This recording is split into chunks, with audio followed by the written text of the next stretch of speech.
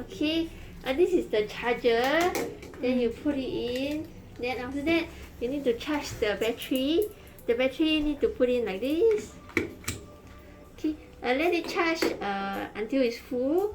Then after that, this one can be autoclave. This is the automatic oscillating saw. Make sure there's no battery inside when you autoclave. You need to unlock first, open. Then after that, make sure there's no battery. Keep it back. Wrap the entire saw in the drape. Then whole thing put in the autoclave. Okay, autoclave finished already. Keep in the drape with the autoclave tape so you know it's sterilized.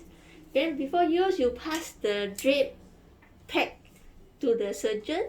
Then surgeon can open the first layer, 2 layers of drapes. The nurse have to open the first layer first.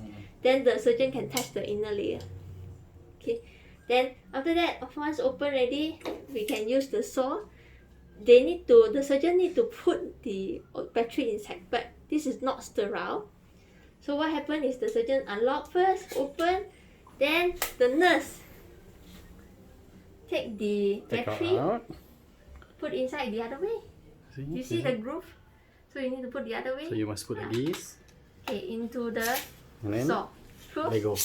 Okay, let go is closed already, right? You do not touch the inside, only touch the outside.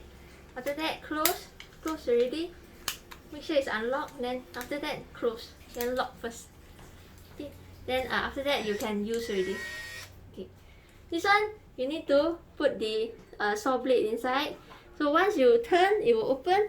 You put the saw blade inside. Then after that, you can use already. The nurse need to open the sterile pack individually. Okay. Then close. Okay.